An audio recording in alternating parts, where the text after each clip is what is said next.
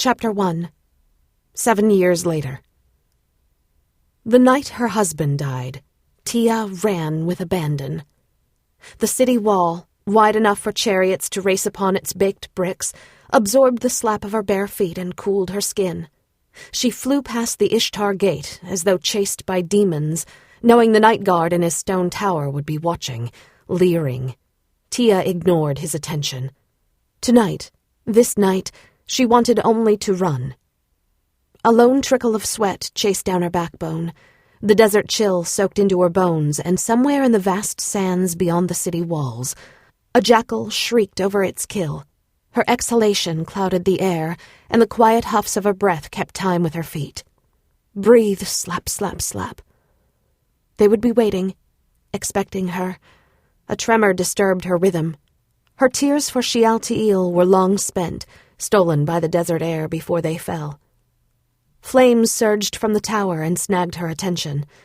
Priests and their nightly sacrifices, promising to ensure the health of the city.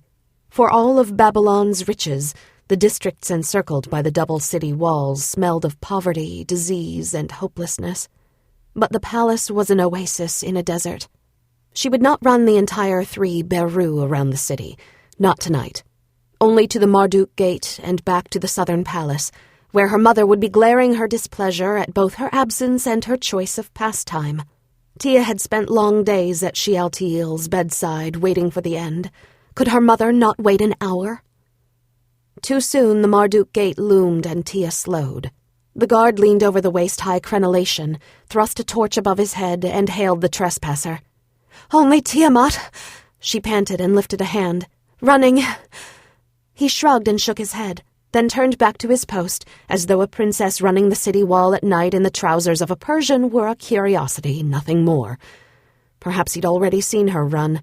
More likely, her reputation ran ahead of her. The night hid her flush of shame, but she could delay no longer. The guilt had solidified, a stone in her belly she could not ignore. She pivoted, sucked in a deep breath, and shot forward, legs and arms pounding for home. Home. Do I still call it such? When all that was precious had been taken? Married at 14, a widow by 21, and every year a lie. "I shall always love you, always protect you." He had spoken the words on the night he had been lost to her. And where was love? Where was protection? Not with Shealtiel. The night sky deepened above her head, and a crescent moon hung crooked against the blackness. Sataran and Aya rose in the east, overlapping in false unison. "The brightest light in your lifetime's sky," an elderly mage had said of the merged stars. The scholar's lessons on the workings of the cosmos interested her, and she paid attention. As a princess already married for treaty, she was fortunate to retain tutors. Ahead, the Ishtar gate's blue-glazed mosaics, splashed with yellow lions, surged against the purpling sky, and to its left the false wooded mountain built atop the palace for her mother, Amatis, equaled its height. Tia chose the east wall of the gate for a focal point, and ignored the gardens. Tonight the palace had already seen death. She needn't also dwell on madness.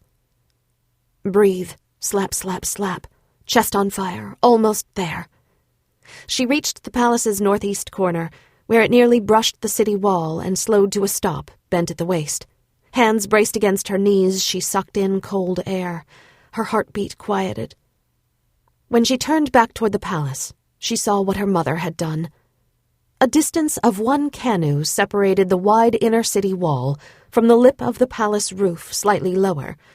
Tia kept a length of cedar wood there on the roof, a plank narrow enough to discourage most, and braced it across the chasm for her nightly runs.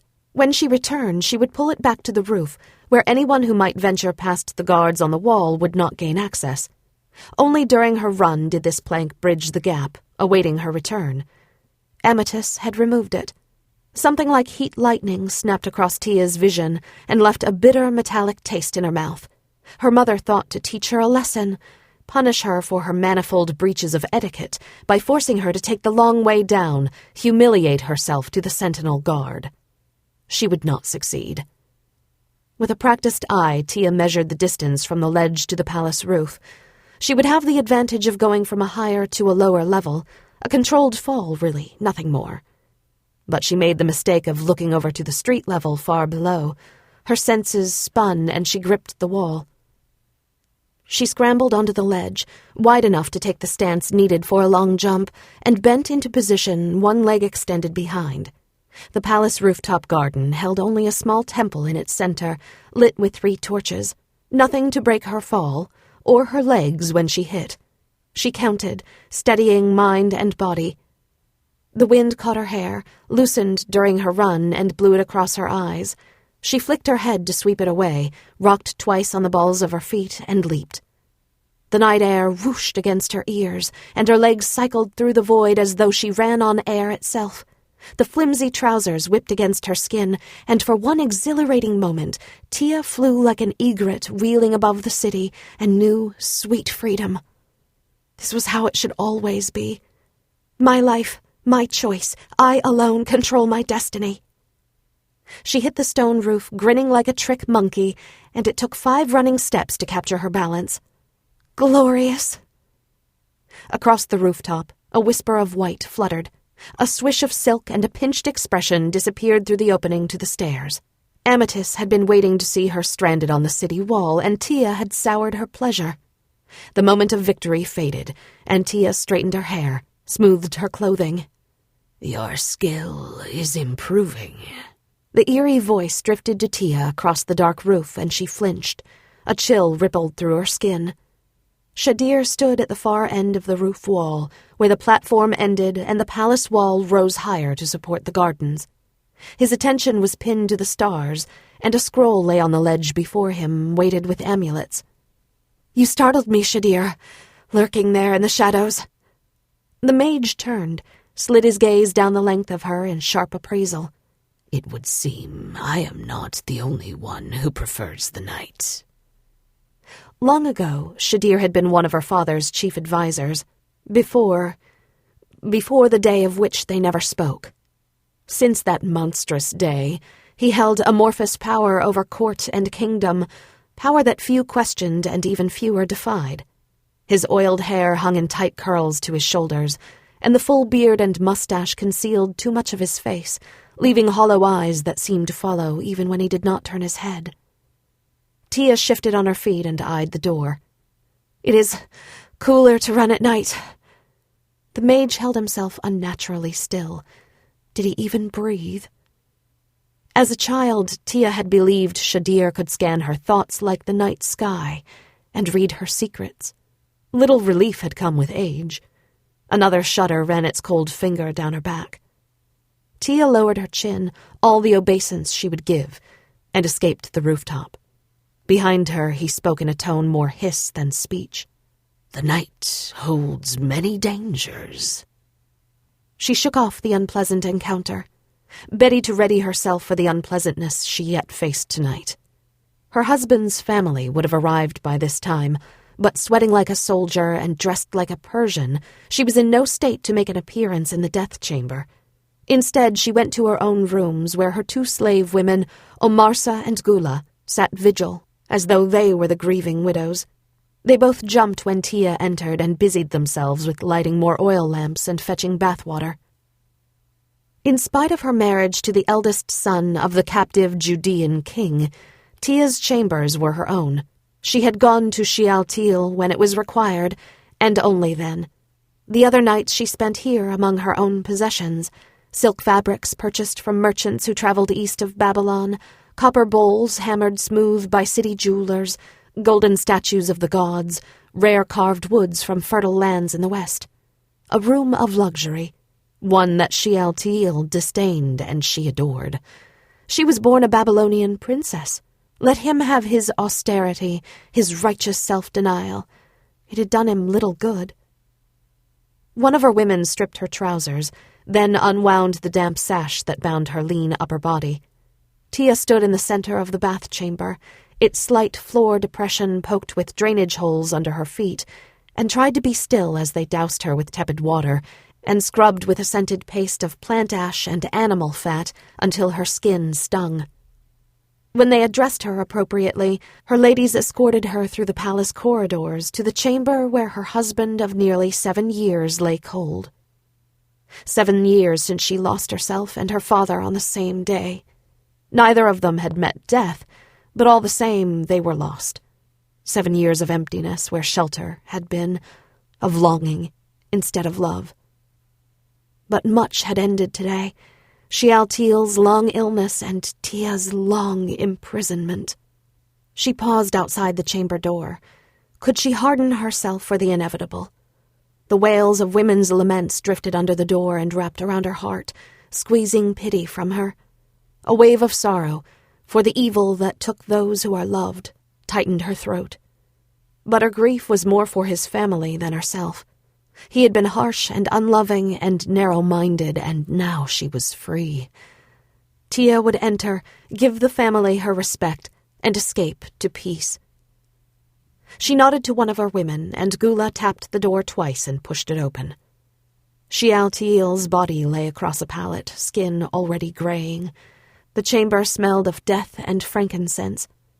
3 women attended her husband, Shealtiel's sister, his mother, and Tia's own. His mother, Marta, sat in a chair close to the body. Her mourning clothes, donned over her large frame, were ashy and torn. She lifted her head briefly, saw that it was only Tia, and returned to her keening. Her shoulders rocked and her hands clutched at a knot of clothing, perhaps belonging to Shealtiel. His sister Rachel stood against the wall and gave her a shy smile, a smile that melded sorrow and admiration. She was younger than Tia by 5 years, still unmarried, a sweet girl. "Good of you to join us, Tia." Her mother's eyes slitted and traveled the length of Tia's robes. Tia expected some comment about her earlier dress, but Amethyst held her tongue. "I was detained." Their gazes clashed over Shealtiel's body, and Tia challenged her with a silent smile. The tension held for a moment, then Tia bent her head. She was exquisite, Amethyst. No amount of resentment on Tia's part could blind her to this truth. Though Amethyst had made it clear that Tia's sisters held her affections, and though Tia had long ago given up calling her mother in her heart, she could not deny that her charm still held sway in Babylon. From old men to children, Amethyst was adored. Her lustrous hair fell to her waist, still black though she was nearly 50, and her obsidian eyes over marble cheekbones were a favorite of the city's best sculptors. Some said Tia favored her, but if she did, the likeness did nothing to stir a motherly affection. Tia went to Shealtiel's mother and whispered over her, "May the gods show kindness to you today, Marta. It is a difficult day for us all." The woman's grief broke Tia's heart, and she placed a hand on Marta's wide shoulder to share in it. Marta sniffed and pulled away. "Do not call upon your false gods for me, girl." Amethyst sucked in a breath, her lips taut. Tia's jaw tightened. "He was a good man, Marta. He will be missed." Both of these statements Tia made without falsehood. Shealtiel was the most pious man she had ever known, fully committed to following the exacting requirements of his god. Marta seemed to soften. She reached a plump hand to pat Tia's own, still on her shoulder. "But how could the Holy One have taken him before he saw any children born?" Tia stiffened and brought her hand to her side, forcing the fingers to relax. Marta rocked and moaned on, muttering about Tia's inhospitable womb. Tia dared not point out that perhaps her son was to blame. "But there is still a chance." Marta looked to Amethyst, then to Tia. "It is our way. When the husband dies without an heir, his brother—" "No." The single word came from both her mother's and her own lips as one. Marta blinked and looked between them. "It is our way." Marta glanced at Rachel against the wall, as though seeking an ally. "My second son, Pedaiah, is unmarried yet. Perhaps Tia could still bear a son for Shealtiel." "You have had your treaty marriage with Babylon." Amethyst drew herself up, accentuating her lean height. "There will not be another." Tia remained silent. Her mother and she in agreement? Had Amethyst watched her languish these 7 years, and regretted flinging her like day-old meat to the Judean dogs? Did she also hope for a life with more purpose for Tia now that she had been released? Tia lifted a smile, ever hopeful that Amethyst's heart had somehow softened toward her youngest daughter. Jeconiah shall hear of your refusal. Marta stood, her chin puckering. Amethyst huffed. Take the news to your imprisoned husband, then. I shall not wait for his retribution. She seemed to sense the unfairness of the moment and regret her calloused words. Come, Tia, let us leave these women to grieve. She meant it kindly, but it was yet another insult, the implication that Tia not need remain for any personal grief. Tia followed Amethyst from the chamber into the hall, her strong perfume trailing. Amethyst spun on her, and her heavy red robe whirled and settled. Her nostrils flared, and she spoke through clenched teeth. By all the gods, Tiamat, for how long will you make our family a mockery?